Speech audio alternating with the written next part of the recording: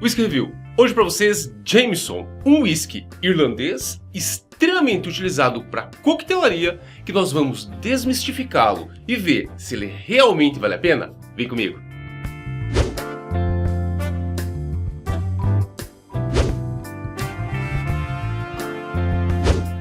Meus amigos, e antes de começarmos esse belíssimo whisky review com esse sucesso, deixa eu lembrar vocês que muita gente não consegue comprar alguns whiskies que encontram aqui no canal.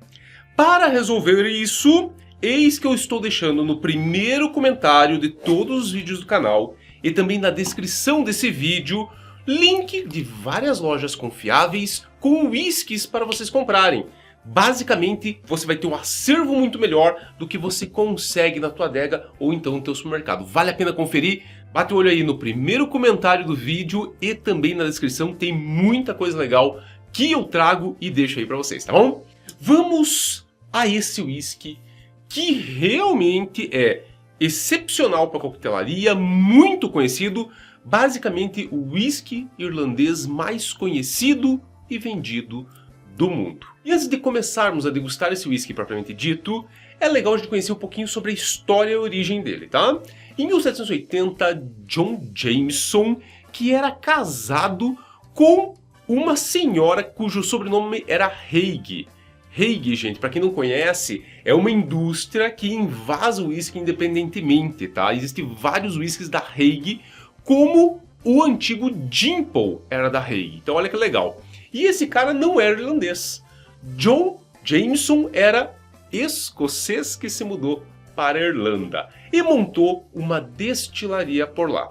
Um fato interessante é que em 1806 a marca Jameson era a mais vendida do planeta. Era o whisky mais conhecido do planeta. Isso muito antes de Johnnie Walker, isso muito antes de Ballantines, isso muito antes de Dewar's. Então realmente isso aqui foi um sucesso desde o surgimento. Atualmente esse whisky é um dos 3 whiskies, das 3 marcas de whisky mais vendidas do planeta, com uma tiragem básica de 50 milhões de garrafas por ano. É muito whisky mesmo que a Jameson produz.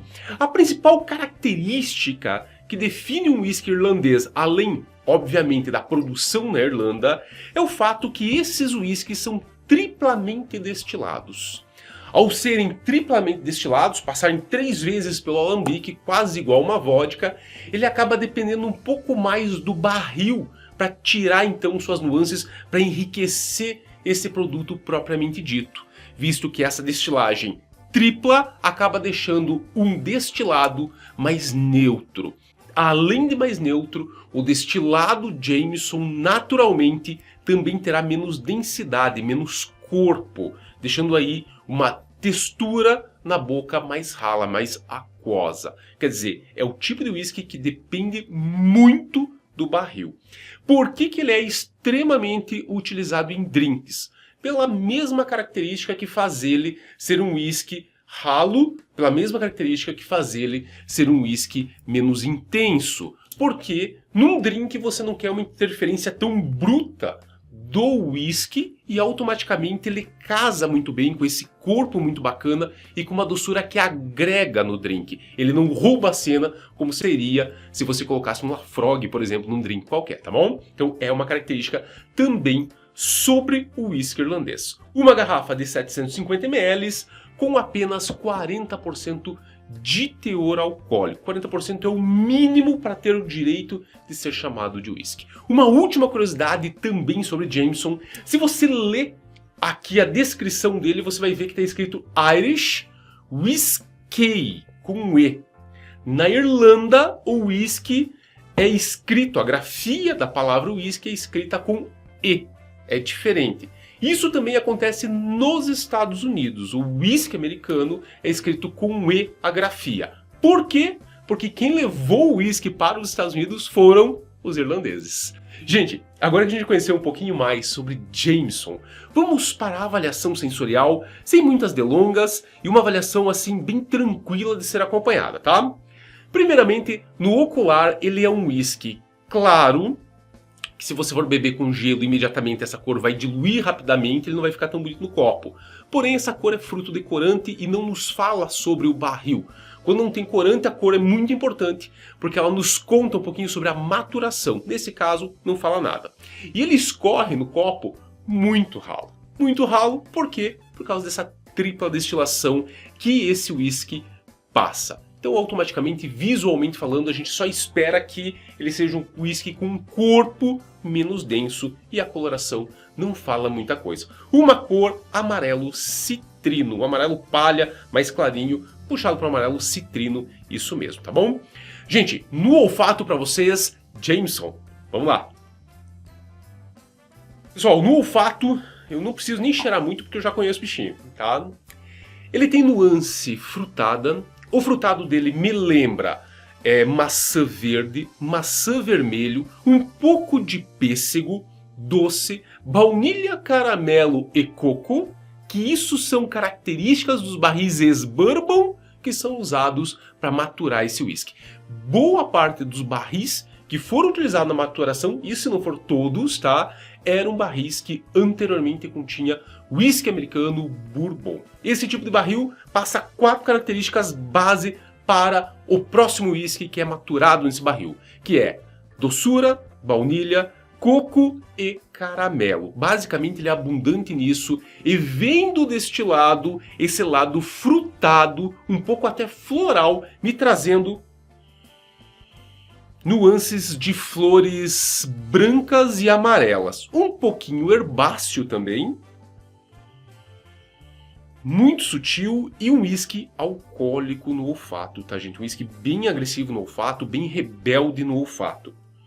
Mostrando que a proposta dele é efetivamente drinks. No olfato também eu sinto um pouco de amadeirado e esse amadeirado me lembra um pouco de madeira branca. É bem o carvalho ex-bourbon mesmo que me remete esse cara aqui. Zero defumado, aqui não tem turfa, tá gente? Uma característica que eu estava lendo também há pouco tempo atrás, me parece que a Jameson, em começo dos anos 2000 aí, ela mudou de local, então na destilaria, e parece que ela só usa cevada ali da região deles, 40, 50 milhas no máximo de distância. É bem legal também esse fato de que eles dão prioridade para o mercado, para os fornecedores regionais. Bem bacana isso também, tá? Pessoal, um whisky que não fala muita coisa, não tem as nuances de whisky de um escocês. Ao contrário, ele é mais ralo, ele é menos intenso. Como eu falei, ele depende mais do barril. E o destilado dele, que nos traía mais especiarias e tal, por ser um destilado ralo, triplamente destilado, ele não vem com grandes características próprias da destilaria. É um frutado, é um floralzinho simples, é um pouquinho herbáceo, mas muito, muito sutil, que tu vai sentir aqui realmente doçura, caramelo, baunilha, é o barril que está trabalhando aqui com um frutadinho bem perceptível, tá bom? Pessoal, paladar para vocês, Jameson. Cheers! No paladar, a gente já tem uma reviravolta. Ele é um pouco mais intenso, rebelde, alcoólico, veja que eu estou trabalhando ele na boca ainda. A relação buco-nasal é perfeita. Então o que acontece? Nós temos todas as nuances que eu falei então no olfato se repetindo no paladar. Porém, por que eu falo que teve uma reviravolta? Porque no paladar ele é um pouco mais intenso. Por mais que ele também queima, por mais que ele também é alcoólico. Ele tem uma pimenta, ele tem um leve amargo. Esse amargo me lembraria um pouquinho de absinto, a planta de absinto.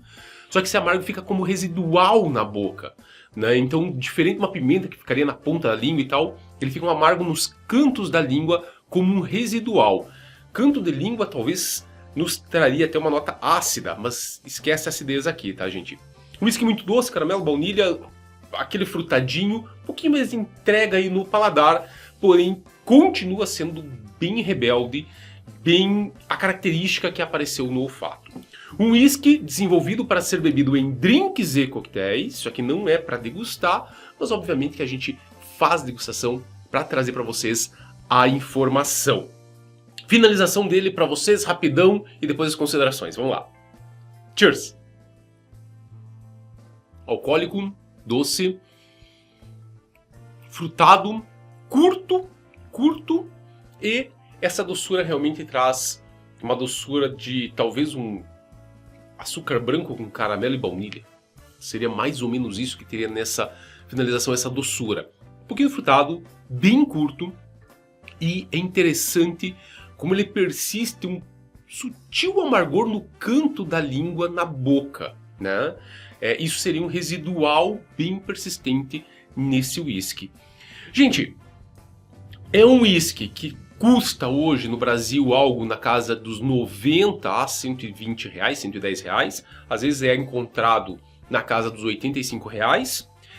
É um whisky que, como experiência de um irlandês, para saber o que é um whisky com um corpo mais ralo, talvez realmente desse para experimentar, mas não é um whisky que você vai ter grandes emoções. É um whisky realmente para fazer drinks e coquetéis.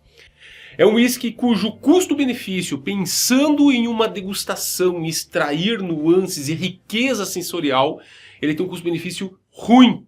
Ele realmente é mais interessante para coquetelaria do que para você beber e curtir a bebida efetivamente. Vou dizer para vocês que tem escoceses na mesma faixa de preço, até mais barato, que sim, gente, que seria superior do que ele para uma avaliação sensorial ou então com uma riqueza sensorial mais interessante. A percepção de álcool dele também é alta, é um whisky rebelde, é um whisky que para a proposta dele, ok, coquetelaria, mas para beber puro talvez seja meio over. Não dá para beber puro? Não, não é bem assim. Eu acho que todo whisky tem algo para te contar, tem algo para te trazer. Não foi feito para isso, mas sim dá para aprender, obviamente, com a garrafa. Pessoal, se vocês curtiram conhecer um pouquinho mais do Jameson e as características dele, solta o dedo no like. Ele é a nossa moeda de troca, nos ajuda pra caramba. Se a gente somou aí com a informação, retribui aí com o like. Se inscreva também no canal. Nosso canal tá desmistificando o universo do whisky, avaliando aquilo que o brasileiro tem acesso. Então vale a pena vir pra cá, venha e nos acompanhe também no Instagram, que lá tem conteúdo diário, vale a pena. Um grande abraço, até o próximo vídeo. Fui!